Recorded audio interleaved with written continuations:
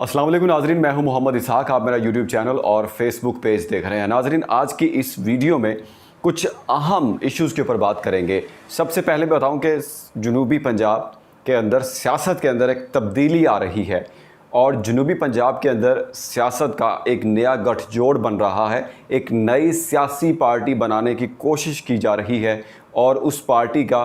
कौन सी पाकिस्तानी सियासी जमात को सबसे ज़्यादा नुकसान होगा या किस सियासी जमात को सबसे ज़्यादा फ़ायदा होगा और उसमें कौन कौन लोग शामिल होंगे और उन लोगों का एजेंडा क्या होगा, ये सब चीज़ें मैं आपके सामने रखूँगा इस वीडियो के अंदर। और दूसरी चीज़ ये है कि इंडिया को बैनुल-अक़वामी सतह पर अहम ज़िम्मेदारियाँ सौंपी जा रही हैं और उसके असर व रसूख में कितना जो इजाफ़ा है वो हो रहा है और पाकिस्तान को इस चीज़ का कितना नुकसान हो सकता है और पाकिस्तान इस वक्त कहाँ खड़ा है बैनुल-अक़वामी सतह पर। तीसरी चीज़ नाज़रीन ये कि आज वज़ीर-ए-आज़म पाकिस्तान शहबाज शरीफ मल्का बरतानिया की आखिरी जो रसूमात हैं उनके अंदर शिरकत के लिए लंदन में उन्होंने वहाँ पर जो थे मामलात उन्होंने किए वहाँ पर, और उसके बाद कुछ अखबार हैं, जरीदे हैं बरतानिया के, कुछ अमेरिकन वॉइस ऑफ अमेरिका है, रॉयटर्स है, उन्होंने अपने सफ़ों के ऊपर अहम जो सियासी लोग हैं, जो अहम सरबराहान हैं कुछ मुल्कों के, जिनके अंदर ऑस्ट्रेलिया है, न्यूजीलैंड है, श्रीलंका है और इसके अलावा सिंगापुर है, बांग्लादेश है,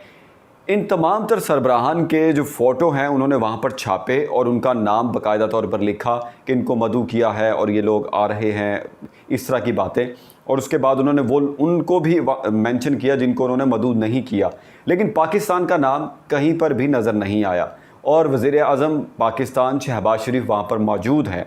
और उनकी तस्वीर भी कहीं नज़र नहीं आई किसी भी जरीदे के फ्रंट पेज के ऊपर या बाकी सरबराहान के साथ। ऐसा क्यों हुआ और इसकी वजह क्या बनी? क्या कोई सफारती सतह पर हमने अपने आप को कमज़ोर शो कराया या हमने वो वर्क आउट नहीं किया जो करना चाहिए था? ये सारी चीज़ें हम आज डिस्कस करेंगे। सबसे पहले आते हैं जनूबी पंजाब में सियासी एक इकट्ठ बनने जा रहा है, जिसका कहा यह जा रहा है कि जनूबी पंजाब के अंदर एक बड़ी तब्दीली आ सकती है सियासी तौर पर।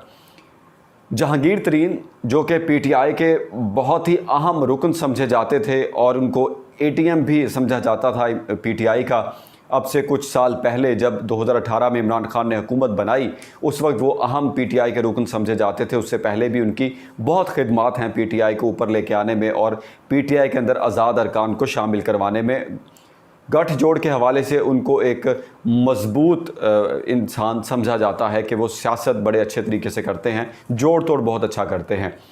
और इसके अलावा उन्हीं के रिश्तेदार हैं मखदूम अहमद महमूद साहब, जो जिनका ताल्लुक़ रहीम यार ख़ान से है। और अब ये कहा जा रहा है कि मखदूम अहमद महमूद और जहांगीर तरीन दोनों की आपस में सुलह हो गई है सियासी तौर पर, क्योंकि दोनों आपस में रिश्तेदार भी हैं और दोनों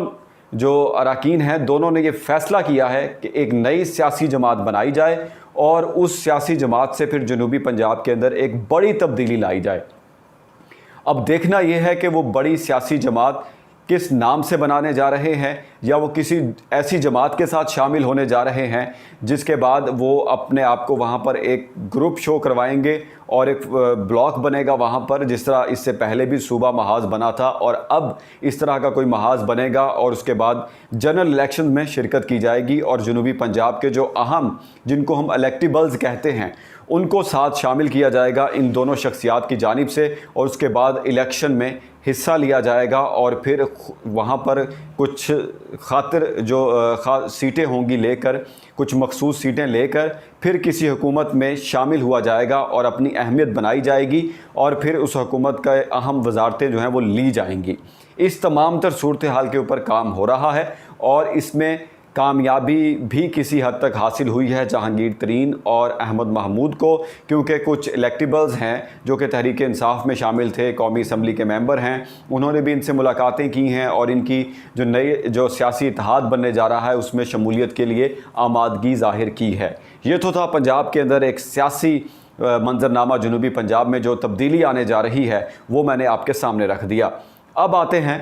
इंडियन और पाकिस्तानी, इंडिया को बैनुल-अक़वामी सतह पर कुछ अहम ज़िम्मेदारियाँ मिलने जा रही हैं और उसका जो असर व रसूख है बैनुल-अक़वामी सतह पर वो मज़ीद मजबूत हो जाएगा और पाकिस्तान के इसके ऊपर क्या असरात होंगे और पाकिस्तान बैनुल-अक़वामी सतह पर कहाँ खड़ा है।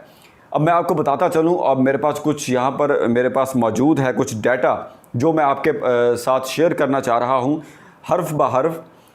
और ये मैं बताऊँ आपको कि इंडिया को रवां साल जो G20 की सरबराही है वो भी मिलने जा रही है और ये कहा जा रहा है कि जो सरबराही इजलास होगा वो अगले साल दिल्ली में होने जा रहा है। और आप ख़ुद अंदाज़ा लगा लें कि फिर इंडिया की अहमियत किस हद तक बढ़ जाएगी। उसके बाद शंघाई ताउन तंजीम का इजलास अभी समरकंद में हुआ उज़्बेकिस्तान में, जिसमें तमाम तर सरबराह ने शिरकत की, उसमें नरेंद्र मोदी ने भी शिरकत की है और उसके बाद इंडिया को भी उसकी सरबराही मिल गई है और अगले साल इंडिया में वो सरबराही इजलास होने जा रहा है।